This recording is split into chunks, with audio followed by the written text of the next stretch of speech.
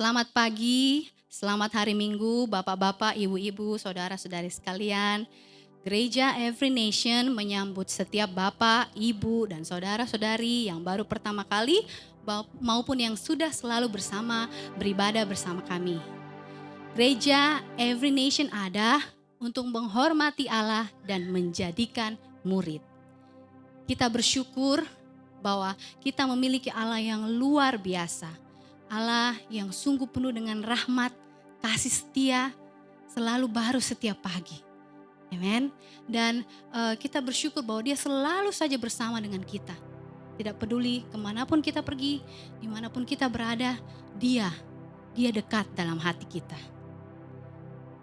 Kalau kita membaca Mazmur 139 ayat 8 sampai 10, di situ dikatakan, jika aku mendaki ke langit, Engkau ada di sana. Jika aku menaruh tempat tidurku di dunia orang mati, di situ pun Engkau. Jika aku terbang dengan sayap fajar dan membuat kediaman di ujung laut, juga di sana tanganmu akan menuntun aku, dan tangan kananmu memegang aku. Mari sama-sama kita tinggikan Allah kita yang begitu luar biasa dalam hidup kita. Selalu tidak pernah meninggalkan kita. Amen.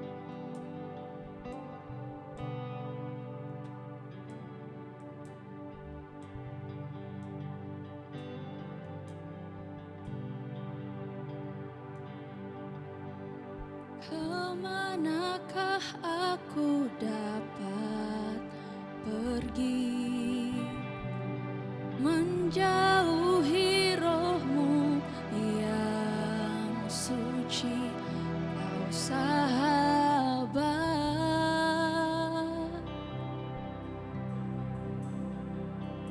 dan Kau dekat.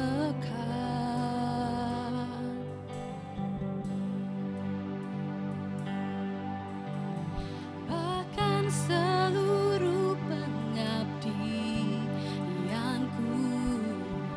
tak bisa membalas kesetiaan-Mu, sungguh mulia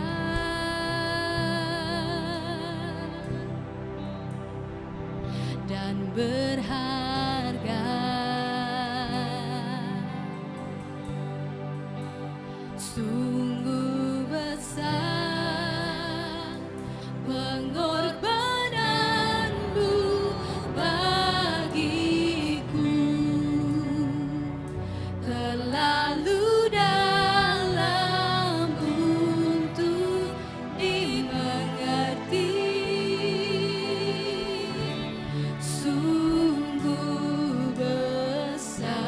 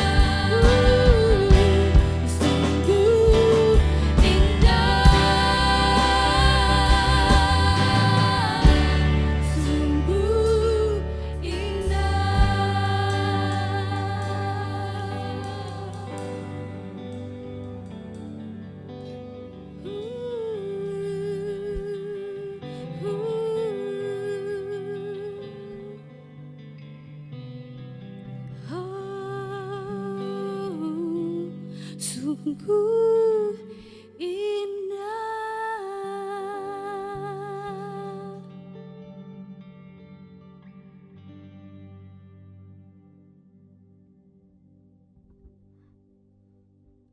Sungguh indah Engkau. Sungguh besar pengorbanan Engkau.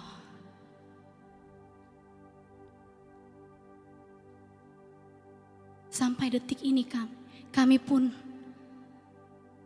terkadang belum bisa cukup memahami betapa besar kasih Engkau dalam hidup kami.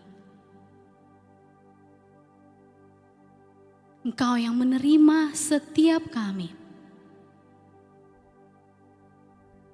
Engkau yang memanggil kami. Engkau menuntun kami. Engkau memberkati kami. Oh Tuhan, sungguh anugerah-Mu selalu melimpah dalam hidup kami. Hari demi hari. Dalam setiap keluarga. Dalam setiap pelayanan, setiap pekerjaan.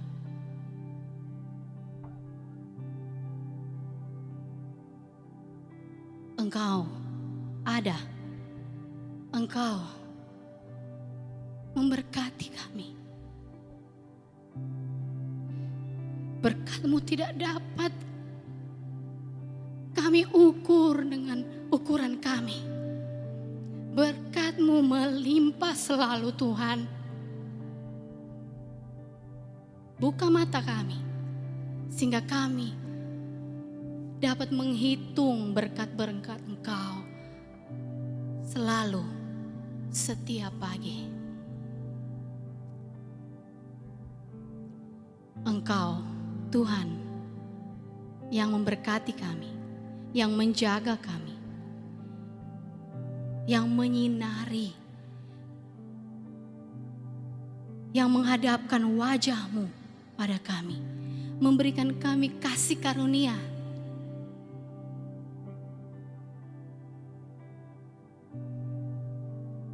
Kami bersyukur Tuhan. Be thankful. We are very thankful for your blessing in our life.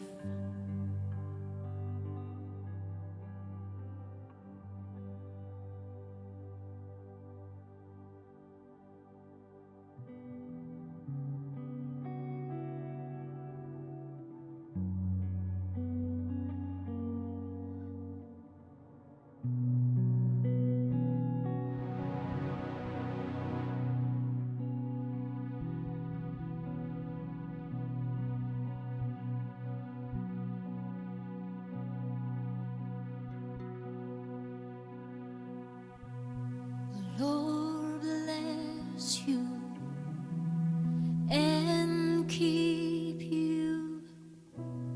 Make His face shine upon you. Be gracious to you.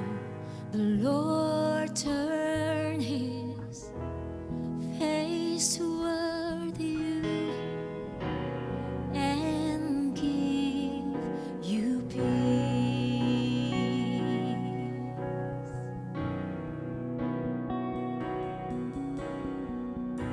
The Lord bless you and keep you, and make His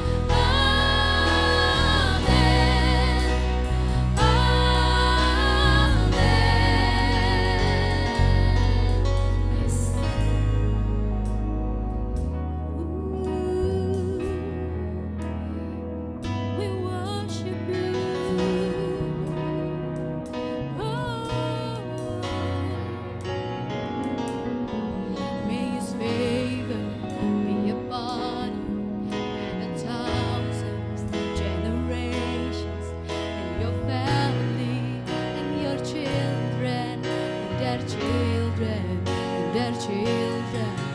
His favor be upon you and 1,000 generations, and your family, and your children, and their children, and their children.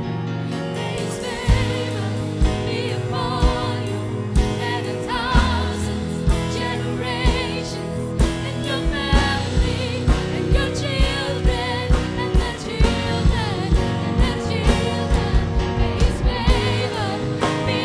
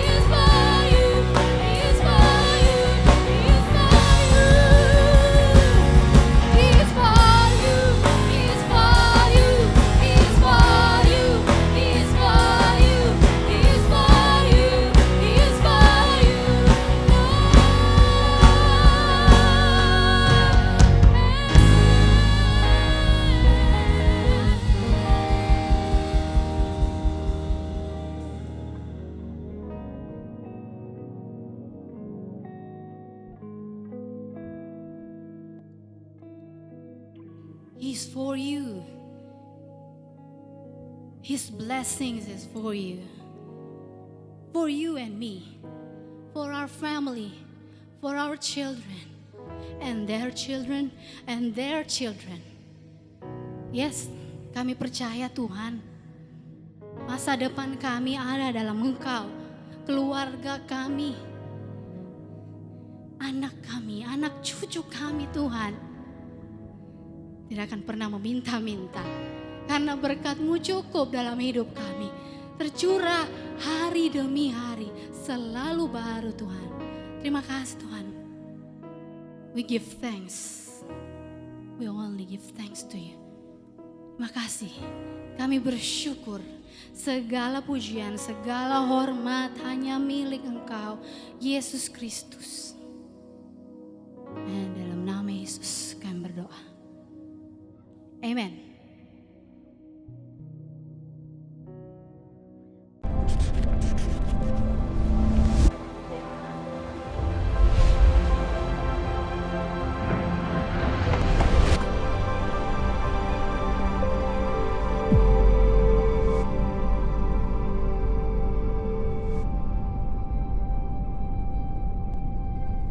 Shalom Bapak Ibu Saudara yang kekasih dalam Kristus.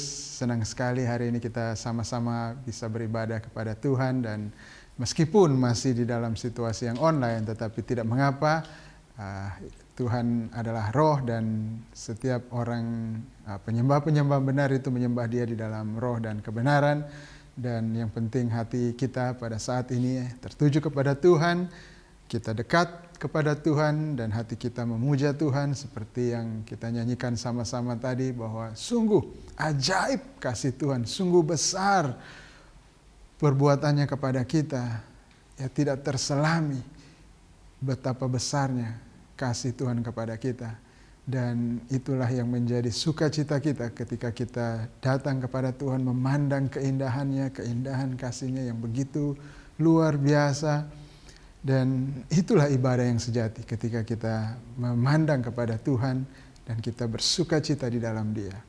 Dan kita sama-sama juga saat ini akan mendengarkan firman Tuhan.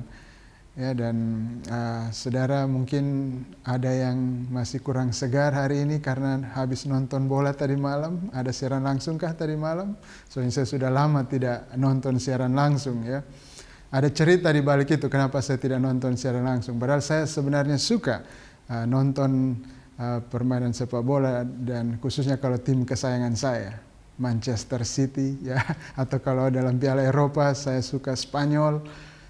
Dan saya dulu suka ikut siaran langsung, subuh-subuh biasanya jam 3, tapi sekarang sudah tidak lagi. Kenapa? Karena beberapa kali saya ikut nonton siaran langsung, tim kesayangan saya itu kalah. Dan ketika tim kesayangan saya kalah, saya sangat bersedih dan saya mengatakan, saya tidak mau nonton lagi. Tapi tetap saya masih suka nonton tim kesayangan saya. Jadi sekarang bagaimana? Kalau saya tidak lagi menonton siaran langsung, apa yang saya lakukan adalah pagi-pagi saya membaca berita. Saya lihat dulu beritanya. Kalau tim kesayangan saya menang, saya akan buka di YouTube dan lihat pertandingannya bahwa tim saya menang. Kalau tim saya kalah, saya tidak akan nonton karena saya tidak suka lihat tim saya kalah. Ya, mungkin ada di antara kita semuanya yang tidak suka dengan cara nonton seperti itu ya, sepertinya kehilangan ketegangan. Mungkin kita suka yang tegang ketika kita sama sekali tidak tahu hasil akhir daripada pertandingan ini dan kita suka ketegangan itu. Nah, mungkin di dalam sepak bola, kita nonton sepak bola itu hal yang baik, itu hal yang menarik untuk kita, untuk merasakan ketegangan itu ya. Kita tidak tahu apa yang terjadi di depan sana ya. Atau saudara yang suka memancing, mungkin lebih enak memancing di air keruh ya daripada di air yang jernih. Karena kalau di air yang jernih sudah kelihatan, sudah bisa diprediksi, ada ikannya di situ. Mungkin lebih enak mancing di air yang keruh. Di situ tidak kelihatan apa-apa dan ada rasa penasaran, ada rasa tidak tahu apa yang akan terjadi, dimakankah, saya dapat ikannya atau tidak. Mungkin kita suka yang seperti itu. Tetapi di dalam kehidupan nyata, saya pikir kita tidak suka ketegangan yang seperti itu. Kita suka sebuah kepastian sebenarnya. Kita suka kalau kita tahu apa yang akan terjadi. Kita suka kalau kita bisa tahu hasilnya nanti akan seperti apa. Kita tidak suka ketika kita tidak tahu apakah kita akan berhasil atau tidak. Apakah kita akan baik-baik saja nanti atau tidak. Ya, di dalam situasi seperti ini, misalnya dalam pandemi ini, kita tidak suka kalau kita tidak tahu bahwa apakah pandemi ini akan berakhir atau tidak.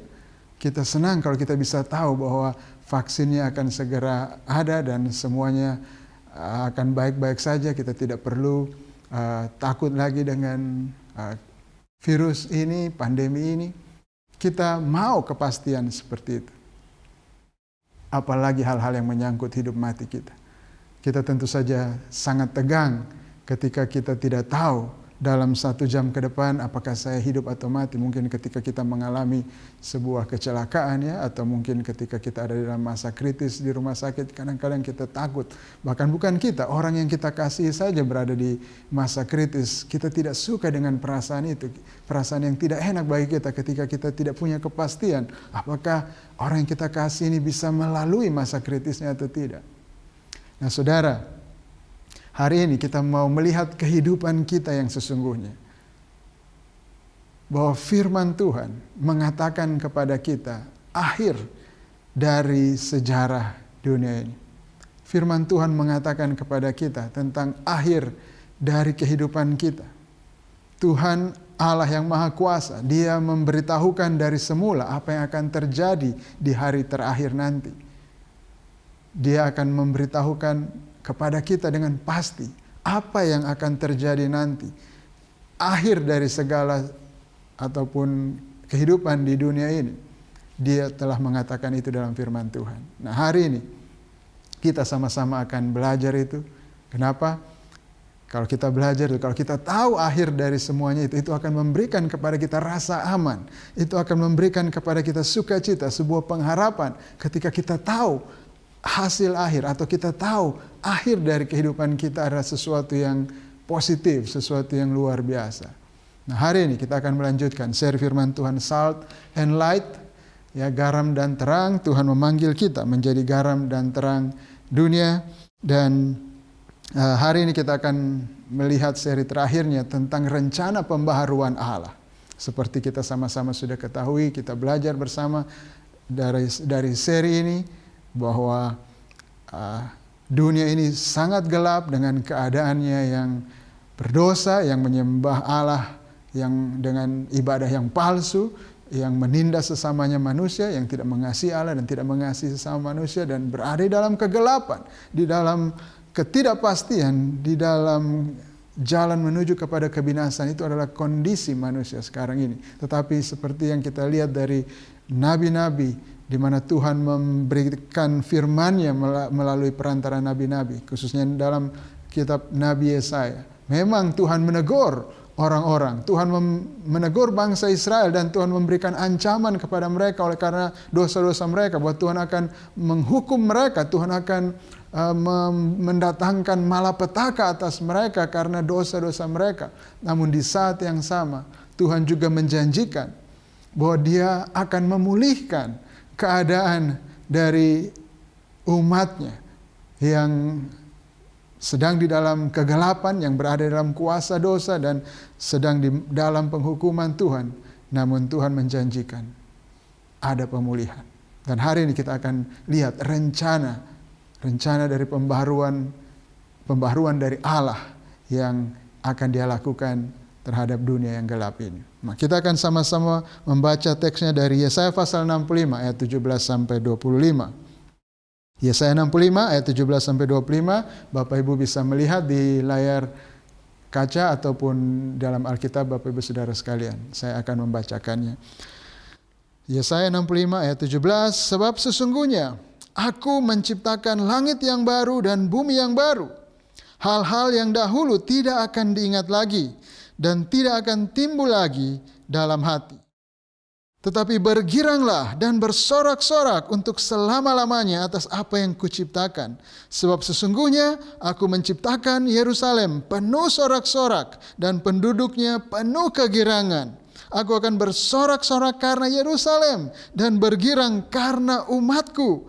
Di dalamnya tidak akan kedengaran lagi bunyi tangisan dan bunyi erang pun tidak. Di situ tidak akan ada lagi bayi yang hanya hidup beberapa hari atau orang tua yang tidak mencapai umur suntuk. Sebab siapa yang mati pada umur 100 tahun masih akan dianggap muda, dan siapa yang tidak mencapai umur 100 tahun akan dianggap kena kutuk. Mereka akan mendirikan rumah-rumah dan mendiaminya juga. Mereka akan menanami kebun-kebun anggur dan memakan buahnya juga. Mereka tidak akan mendirikan sesuatu supaya orang lain mendiaminya, dan mereka tidak akan menanam sesuatu supaya orang lain memakan buahnya. Sebab umur umatku akan sepanjang umur pohon, dan orang-orang pilihanku akan menikmati pekerjaan tangan mereka. Mereka tidak akan bersusah-susah dengan percuma dan tidak akan melahirkan anak yang akan mati mendadak. Sebab mereka itu keturunan orang-orang yang diberkati Tuhan, dan anak-anak cucu mereka ada beserta mereka. Maka sebelum mereka memanggil, aku sudah menjawabnya. Ketika mereka sedang berbicara, aku sudah mendengarkannya. Serigala dan anak domba akan bersama-sama makan rumput. Singa akan makan jerami seperti lembu, dan ular akan hidup dari debu. Tidak ada yang akan berbuat jahat atau yang berlaku busuk di segenap gunungku yang kudus. Firman Tuhan. Mari kita sama-sama berdoa minta pertolongan Tuhan untuk kita bisa memahami firman-Nya. Bapa di sorga, terima kasih untuk kesempatan kami boleh datang kepadamu saat ini, beribadah kepadamu, memandang kepada keindahan Engkau, kasih-Mu yang begitu ajaib. Begitu besar perbuatanmu kepada kami, sungguh ajaib. Engkau Allah yang maha kuasa, Allah yang maha kudus, mau mengasihi kami orang-orang berdosa ini. Dan bahkan Engkau memberikan anak-Mu yang tunggal untuk menyelesaikan problem dosa kami, untuk memulihkan keadaan kami, supaya kami boleh berpindah dari kutuk ke dalam berkat Engkau. Tuhan, saat ini kami mau mengenal Engkau lebih lagi, mengenal pikiran-Mu, mengenal rencana-rencana-Mu, rancangan-Mu yang ajaib bagi kami, rancangan yang penuh damai sejahtera bagi kami semuanya. Terima kasih Tuhan. Kiranya Roh Kudus membantu kami untuk memahami rancangan Engkau, supaya kami boleh percaya kepada Engkau, berharap kepada Engkau, hidup di dalam sukacita, iman, kasih kami kepada Engkau saja Tuhan. Tolong kami Tuhan di dalam nama Yesus Kristus. Amin. Baik Bapak Ibu Saudara, firman Tuhan yang kita baca tadi, itu adalah nubuat yang disampaikan oleh Nabi Yesaya tentang hari Tuhan di depan sana. Dan ini adalah firman Tuhan, ini adalah rencana Tuhan, rancangan Tuhan untuk memulihkan keadaan dunia ini. Dan kenapa perlu pemulihan seperti itu? Karena kita tahu kondisi dunia kita sekarang ini. Mari kita lihat dunia kita sekarang ini. Apa yang terjadi dengan dunia kita sekarang ini? Kita dikatakan Tuhan Yesus mengatakan, kamu adalah terang dunia, kamu adalah garam dunia. Kenapa? Karena dunia sekarang ini ada dalam keadaan gelap, di dalam keadaan yang tawar. Dan semuanya itu adalah akibat daripada dosa. Akibat dosa dari leluhur kita. Kepala kita yang pertama yaitu Adam dan Hawa. Ketika mereka memberontak kepada Tuhan, mereka tidak menaati perintah Tuhan. Mereka mengikuti keinginan mereka sendiri, isi hati mereka sendiri, dan tidak mengikuti jalan Tuhan. Maka dunia ini menjadi gelap. Kita bisa membaca apa yang Tuhan katakan tentang dunia ketika Adam dan Hawa memberontak kepadanya. Ketika mereka melanggar perintah Tuhan di Kejadian 3 ayat 16. Firman Allah kepada perempuan itu, kepada Hawa. Dia katakan, susah payahmu waktu mengandung akan kubuat sangat banyak. Dan dengan kesakitan engkau akan melahirkan anak-anakmu. Bayangkan. Ini adalah kondisi yang kita hadapi sekarang ini, penuh dengan penderitaan kan. Kita lihat dunia ini penuh dengan penderitaan, semua orang mengeluh. Siapapun dia, mungkin kita berpikir ada orang-orang yang bahagia di sana, ada orang yang gagah, yang ganteng, yang cantik, yang terkenal, yang kaya. Kita pikir mereka berbahagia, tapi mereka pun mengeluh. Mereka mengalami kesusahan, mereka mengalami penderitaan di dalam kehidupan ini. Selanjutnya Tuhan mengatakan, namun engkau akan berahi kepada suamimu, kepada Hawa ini ya.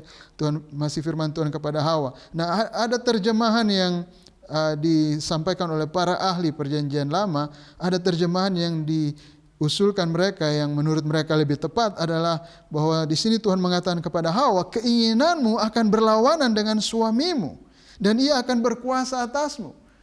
Artinya bahwa akan ada permusuhan, akan ada konflik. Dan saudara, itu yang terjadi sampai sekarang di dunia kita.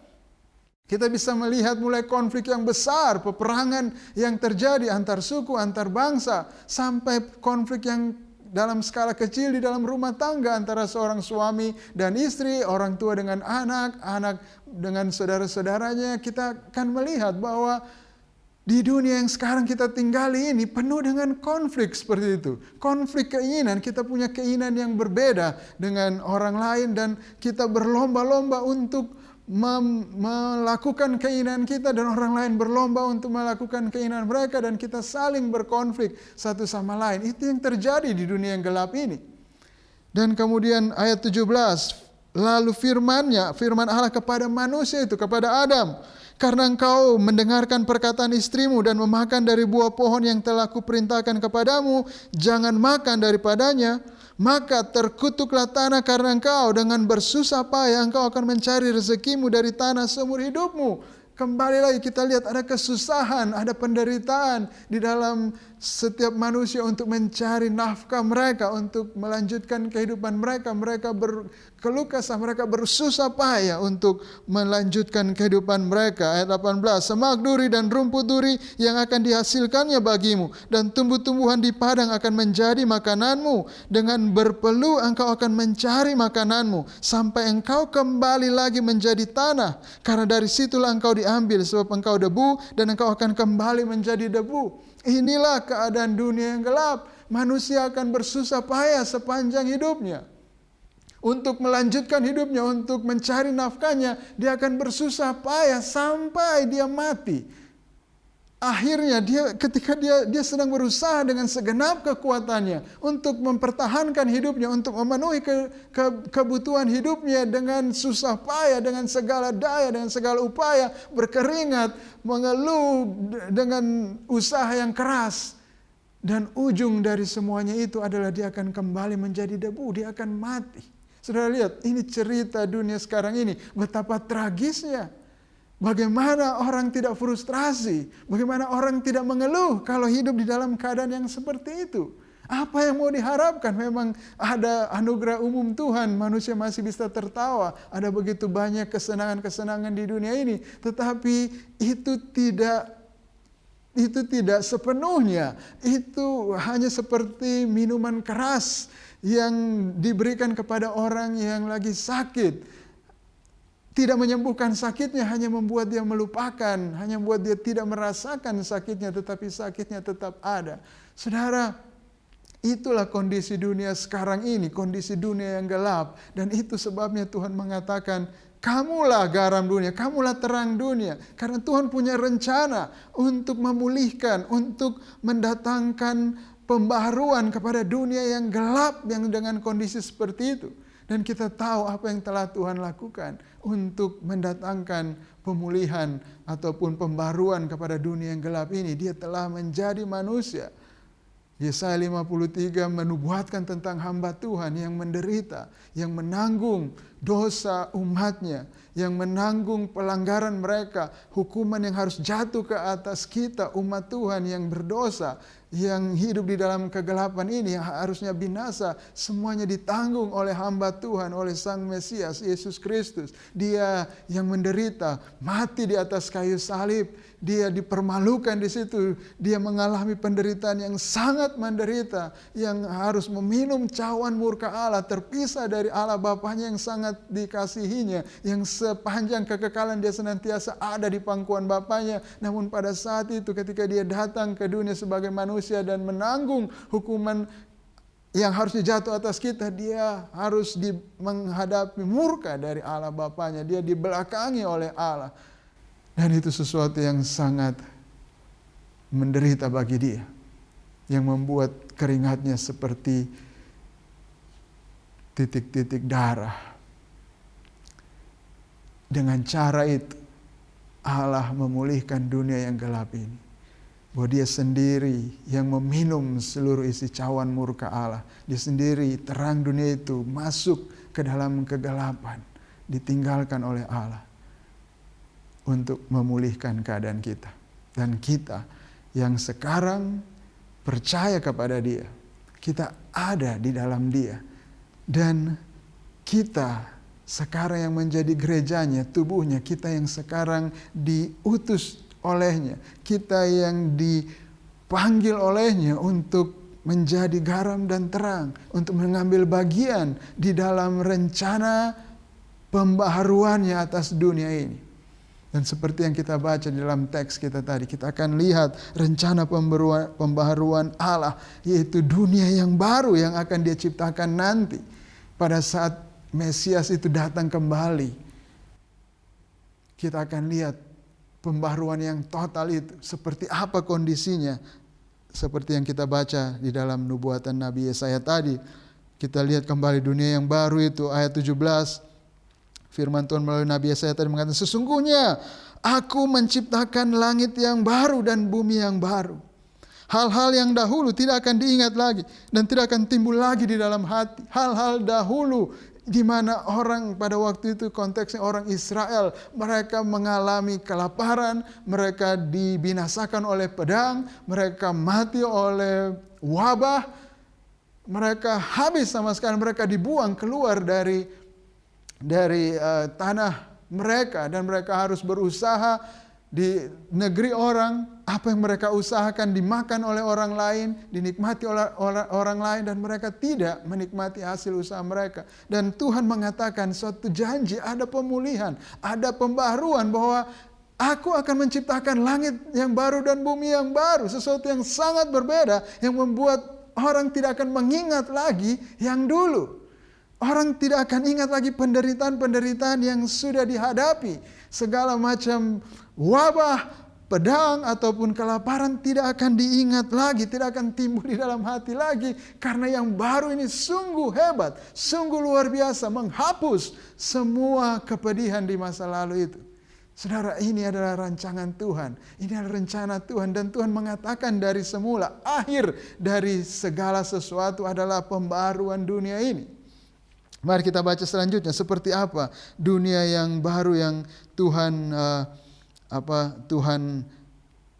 rancang ini, yang Tuhan rencanakan. Yang pertama kita lihat di ayat 18 bahwa ini adalah suatu dunia yang penuh dengan sukacita. Dunia yang penuh sukacita, tidak ada penderitaan sama sekali di situ. Ayat 18 Tuhan mengatakan, tetapi bergiranglah di waktu dunia yang baru ini. Bergiranglah untuk masa pembaharuan ini, di dunia yang Tuhan rancang di depan sana, yang akan dia pulihkan. Tuhan mengatakan, bergiranglah dan bersorak-sorak untuk selama-lamanya, sukacita yang abadi atas apa yang kuciptakan. Bersoraklah untuk itu, karena begitu hebat yang akan Tuhan buat ini. Pembaruan yang akan Tuhan lakukan kepada dunia ini akan sesuatu yang penuh dengan sukacita. Yang Tuhan katakan, bersukacitalah untuk selama-lamanya untuk itu. Yang apa yang akan kubuat. Sebab sesungguhnya aku menciptakan Yerusalem penuh sorak-sorak dan penduduknya penuh kegirangan. Inilah dunia baru yang Tuhan rancang nantinya.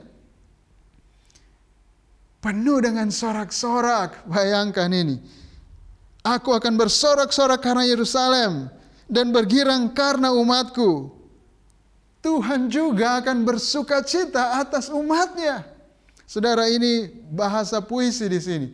Ini bukan hanya Yerusalem secara fisik, ini bukan umat Israel secara fisik, bangsa Israel secara fisik. Tuhan berbicara di dalam puisi, dan kita tahu di dalam perjanjian baru umat Tuhan adalah mereka yang percaya kepada Yesus Kristus, dari bangsa Israel maupun non-Israel. Semua orang yang percaya kepada Kristus, mereka adalah umat Tuhan. Dan Tuhan mengatakan bahwa kita akan bersorak-sorak untuk apa yang Tuhan ciptakan ini.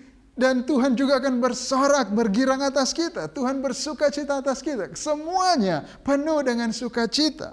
Di dalamnya tidak akan kedengaran lagi bunyi tangisan, dan bunyi erang pun tidak ada. Sama sekali tidak ada lagi penderitaan. Saudara, apa yang kita sedang hadapi saat ini? Begitu banyak penderitaan, begitu banyak air mata, tangisan, erangan. Kita mengerang, kita mengeluh. Oh, betapa sulit hidup ini. Kadang-kadang kita frustrasi. Ada begitu banyak hal-hal buruk terjadi. Dan mungkin kita seperti kehilangan harapan. Karena kita lihat bahwa semua orang akan menuju kepada kematian. Tapi saudara, di dalam Tuhan ada pengharapan. Tuhan memberikan pengharapan ini. Tuhan mengatakan janjinya, ini ada rancangannya. Bahwa satu waktu nanti akan ada dunia yang baru, langit yang baru dan bumi yang baru yang akan Dia ciptakan, yang di mana di situ tidak akan ada lagi penderitaan, tidak akan ada lagi tangisan. Tuhan akan menghapus semua air mata dari mata kita. Tidak akan ada lagi duka cita, Bapak Ibu Saudara.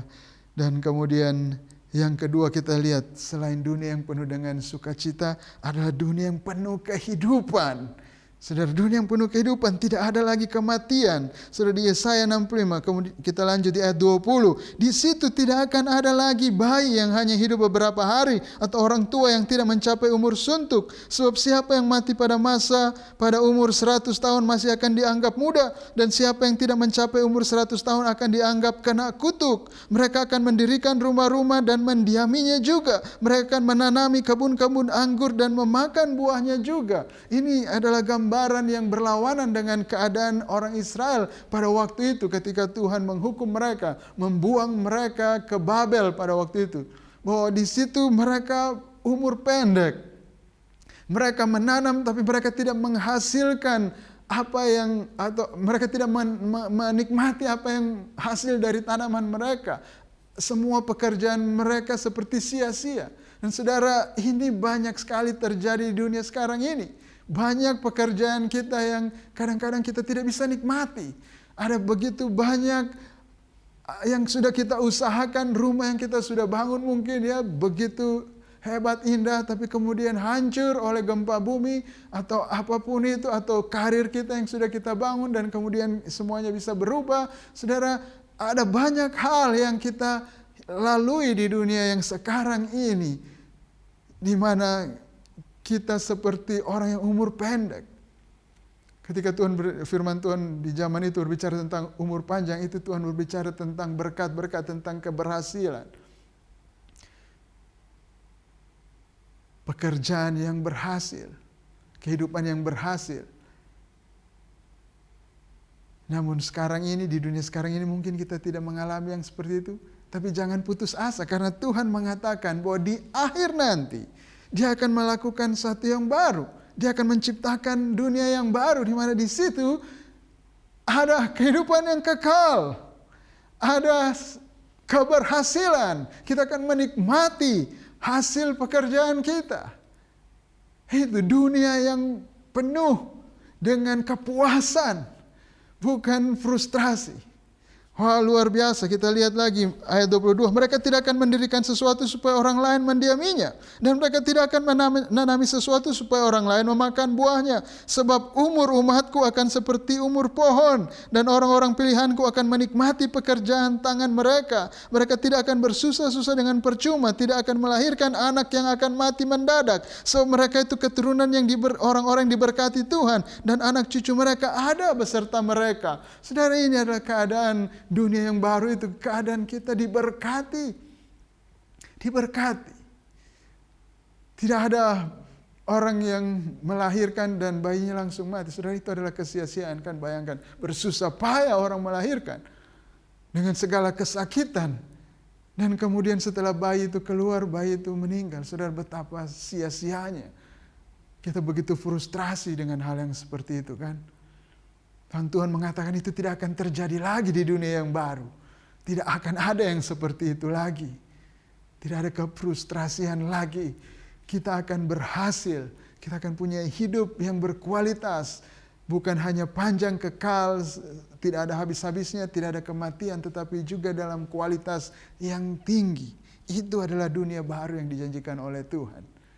Kita tidak akan berduka cita karena kematian lagi. Apa yang menjadi kegelapan dunia sekarang ini adalah kematian. Semua orang pasti akan mati. Sekuat apapun dia berusaha. Sebanyak apapun uang yang sudah dia peroleh. Setinggi apapun ilmunya. Dia akan mati. Itulah kefrustrasian dunia ini. Dan saudara, Tuhan menjanjikan bahwa dia punya rancangan akan satu dunia yang baru yang akan dia ciptakan yang tidak ada kematian. Saudara, itulah pengharapan kita. Itu hasil akhir. Itu akhir cerita dari dunia ini. Happy ending. Dan yang ketiga, kita baca lagi keadaan dunia yang Tuhan ciptakan. Dunia yang baru itu adalah dunia yang penuh kedamaian. Yang tidak ada kejahatan. Di ayat 24, maka sebelum mereka memanggil, aku sudah menjawabnya. Ketika mereka sedang berbicara, aku sudah mendengarkannya. Ada kedamaian antara kita dengan Tuhan. Kita belum panggil Tuhan, Tuhan sudah jawab. Ini bahasa puisi yang luar biasa ya. Begitu eratnya hubungan kita dengan Tuhan, begitu damainya kita dengan Tuhan, Tuhan begitu mengasihi kita, Tuhan ada di pihak kita, tidak ada permusuhan antara kita dengan Tuhan, tidak ada penghalang lagi antara kita dengan Tuhan, sehingga Tuhan mengatakan bahwa sebelum kita panggil dia, berseru kepada dia, dia sudah jawab. Ketika kita sedang bicara, Tuhan sudah dengarkan apa yang kita sampaikan kepada dia. Saudara, karena ada damai sejahtera antara kita dengan Allah. Tidak ada permusuhan. Dan bukan hanya antara kita dengan Allah. Ayat 25 mengatakan, serigala dan anak domba akan bersama-sama makan rumput. Singa akan makan jerami seperti lembu, dan ular akan hidup dari debu. Tidak ada yang akan berbuat jahat atau yang berlaku busuk di segenap gunungku yang kudus, firman Tuhan. Saudara, itu dia, ada damai sejahtera di semua makhluk, antara semua makhluk. Kita sesama kita manusia, ini salah satu kepedihan dunia yang sekarang, ada begitu banyak konflik kita hadapi satu sama lain kan. Itu yang menjadi kepedihan di dalam rumah tangga, ada konflik antara suami dan istri, anak dan orang tua. Itu adalah kepedihan di dalam komunitas kita. Ada dendam, ada kepahitan antara satu dengan yang lain. Itu sama sekali tidak menyenangkan, sama sekali sebuah penderitaan, dan kita tidak suka hidup di dalam dunia yang seperti itu. Penuh dengan kejahatan, penuh dengan keegoisan, masing-masing orang berlomba-lomba melakukan apa yang dia inginkan, dan dengan demikian menyinggung orang lain, dan terjadi konflik, dan itu menjadi beban yang berat untuk kita di dunia yang sekarang ini. Tapi Tuhan mengatakan di dunia yang baru yang akan dia ciptakan nanti, pemulihan yang akan terjadi ketika Mesias Kristus Tuhan kita datang kembali ke dunia ini, dia katakan bahwa semuanya hanya ada damai sejahtera. Tidak ada lagi kejahatan, tidak ada lagi egois, tidak ada lagi orang mencari kepentingan dirinya sendiri yang akan berusaha untuk mengambil untuk dirinya sendiri, dan dengan demikian membuat orang lain yang sama egoisnya tersinggung dan terjadi konflik. Sama sekali tidak ada. Itu sudah dihapuskan, tidak ada lagi orang berbuat jahat. Nah, di mana semua ini terjadi?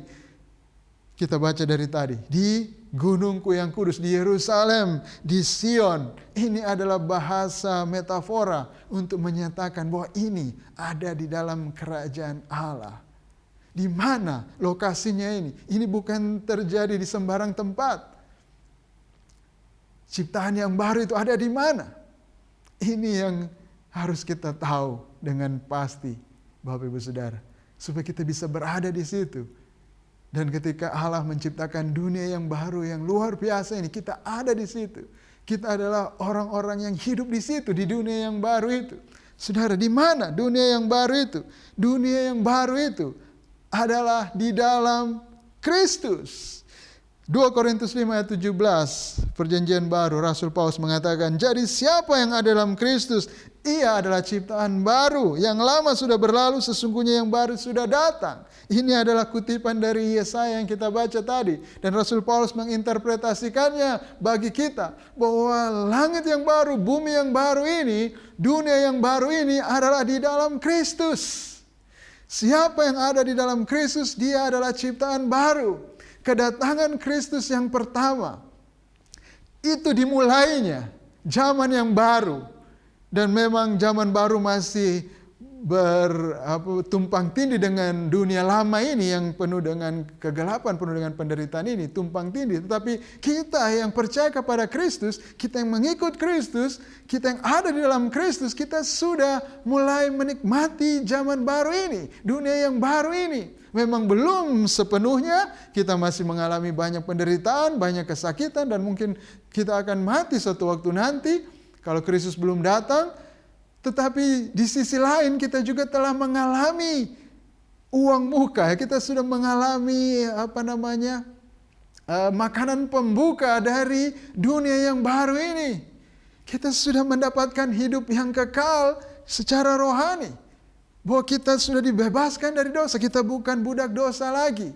Kita sudah mengalami sukacita, damai sejahtera yang sejati yang dari Kristus, yang tidak diberikan oleh dunia. Sukacita, damai sejahtera yang melampaui akal pikiran. Kita sudah mengalami hal itu ketika situasi sekeliling kita gelap, situasi sekeliling kita penuh dengan kesulitan, penuh dengan penderitaan. Ya, banyak sekali tantangan yang kita hadapi, banyak sekali aniaya mungkin yang kita hadapi. Namun ada damai sejahtera, ada sukacita yang adalah berasal dari dunia baru itu, yang kita sudah mulai nikmati.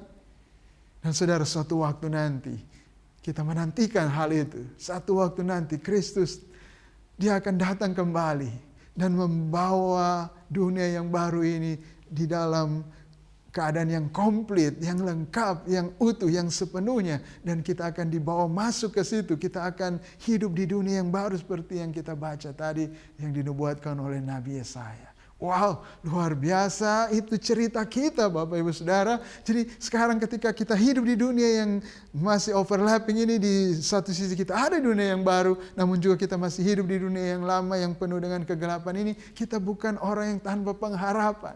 Kita tahu rancangan Tuhan kita. Kita tahu apa rencana Tuhan untuk kita. Rancangannya adalah rancangan damai sejahtera. Rancangan seperti yang kita lihat, yang akan membawa kita kepada suatu dunia yang penuh sukacita. Dunia yang penuh dengan kehidupan yang kekal. Dunia yang penuh dengan damai sejahtera. Disitulah tempat kita. Dan itu adalah nasib kekal kita. Itu adalah rancangan Tuhan untuk kita selama-lamanya. Dan bagaimana kita hidup di dunia yang sekarang ini, di dunia yang gelap sekarang ini, Tuhan katakan jadi terang, jadilah garam dunia. Artinya kita membawa arah dunia ini kepada dunia baru yang kita baca tadi. Kita berusaha untuk membawa sukacita ke dunia yang gelap ini. Kita datang untuk membawa damai sejahtera. Kita berusaha untuk memberikan kesejahteraan kepada orang, dan kita berusaha untuk memberikan hidup kepada orang dengan segenap hati kita. Kita berusaha untuk memberikan hidup yang sesungguhnya, bahkan yaitu hidup yang ada dalam Kristus. Oleh karena dialah satu-satunya yang memiliki hidup yang kekal, dan dia memberikan itu kepada semua orang yang percaya kepada dia. Itulah arah hidup kita sekarang. Kita akan memberitakan Injil ini, kita akan memberitakan kabar baik ini tentang hidup yang kekal yang ada di dalam Kristus ini, tentang pembebasan orang-orang yang terikat oleh dosa, yang diperhamba oleh dosa, yang dimana Tuhan telah mengadakan pembebasan. Kita datang untuk membawa berita ini kepada dunia yang gelap ini, dan kita hidup di dalam kasih. Kita mengasihi orang-orang, kita tidak lagi mementingkan diri sendiri, dan kemudian dengan demikian kita terus membuat konflik, membuat banyak persoalan dengan orang, tetapi Kita tahu rancangan Tuhan ini dunia yang baru, yang tidak ada konflik, yang penuh dengan damai sejahtera. Kita mengarah ke sana. Kita melepaskan ego kita, kita menjadi sabar, lemah lembut, rendah hati. Kita memberikan kepada orang apa yang kita inginkan. Dan dengan demikian kita berusaha menciptakan damai sejahtera ini dan sukacita bagi semua orang. Itu adalah bagian kita di dalam rencana yang luar biasa dari Tuhan ini. Dan bagi Bapak Ibu Saudara yang mungkin merasa frustrasi dengan dunia yang sekarang ini dan masih bingung, tidak tahu apakah akhir dari kehidupan Bapak Ibu Saudara seperti apa nantinya.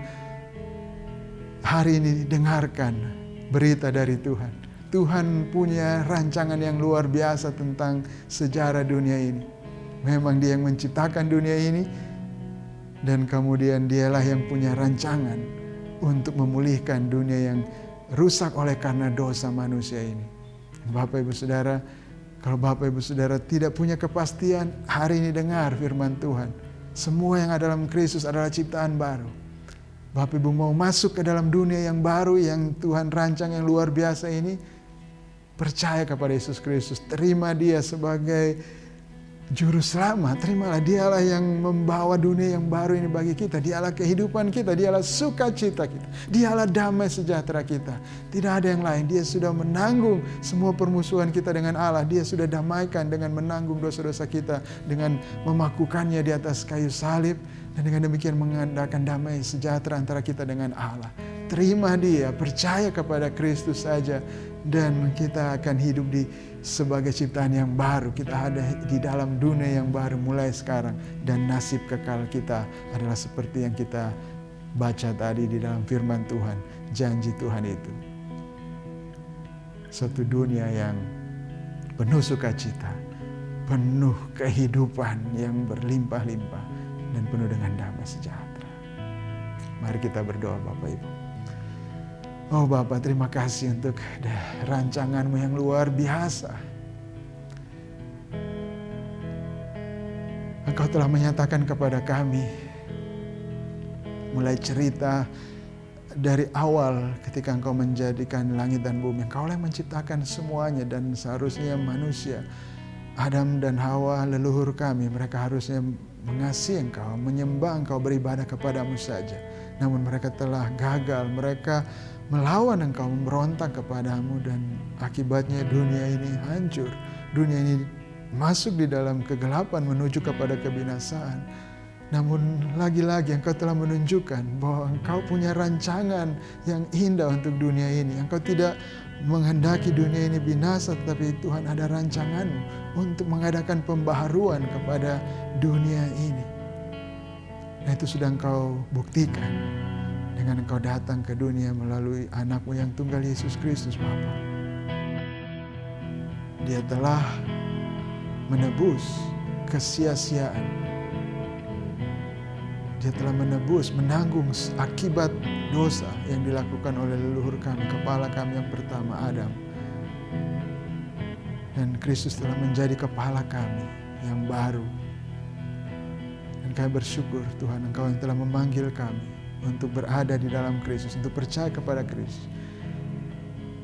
Untuk menjadikan Kristus kepala kami.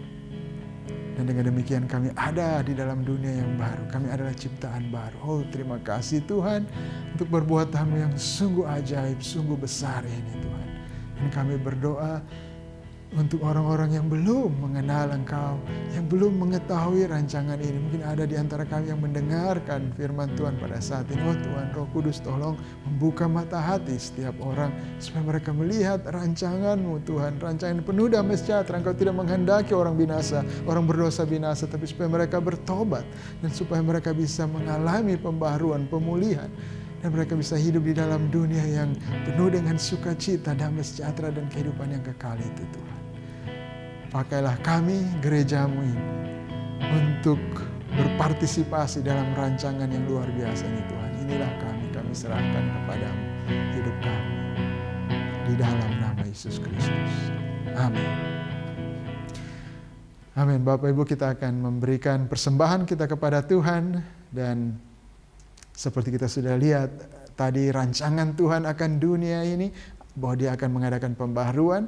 Ya, sekalipun memang dunia sekarang ini akan menuju kepada kebinasaan dan kita menantikan dunia yang baru yang diciptakan oleh Tuhan. Namun dengan dasar rancangan Tuhan yang seperti itu, kita hidup di dunia yang sekarang ini adalah berusaha melakukan rancangan itu.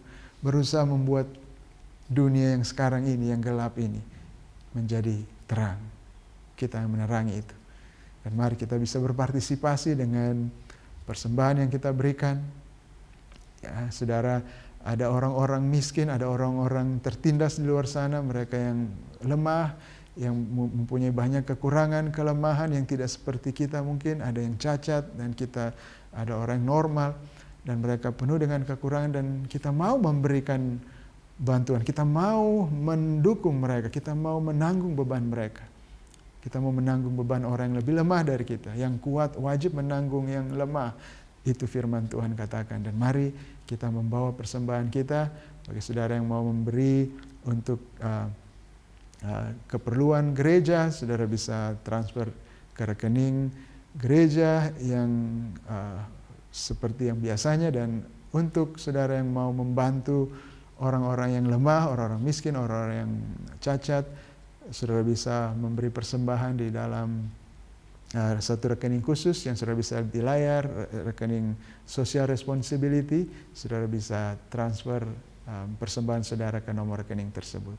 Mari kita berdoa. Tuhan, terima kasih Engkau yang telah memberkati kami, luar biasa anugerah-Mu dalam hidup kami, dan Engkau yang menjadikan kami garam dan terang dunia. Engkau yang menjadikan kami saluran berkat Engkau. Saat ini Tuhan, kami mau memberikan persembahan ini.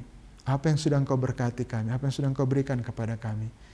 Tuhan, kami mau ini membantu orang-orang, menanggung beban orang-orang, membuat berita Injil bisa disampaikan sampai ke ujung bumi, membuat firman Engkau bisa dikenal oleh kami. Kami semakin mengenal Engkau, Tuhan. Tuhan, Engkau kiranya berkenan dengan persembahan kami ini, dan biarlah persembahan kami ini boleh dipakai untuk memberkati banyak orang dan buat orang mengenal Engkau lebih lagi. Di dalam nama Yesus Kristus. Amin.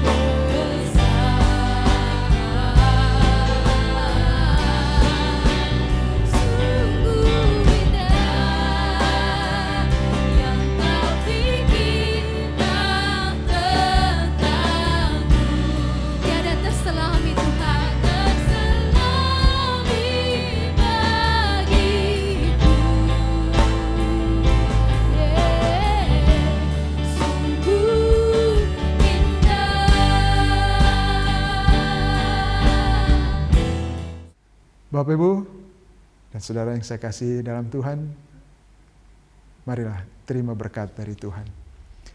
Tuhan memberkati engkau dan melindungi engkau. Tuhan menyinari engkau dengan wajah-Nya dan memberi engkau kasih karunia-Nya. Tuhan menghadapkan wajah-Nya kepadamu dan memberi engkau damai sejahtera. Di dalam nama Yesus Kristus. Amin.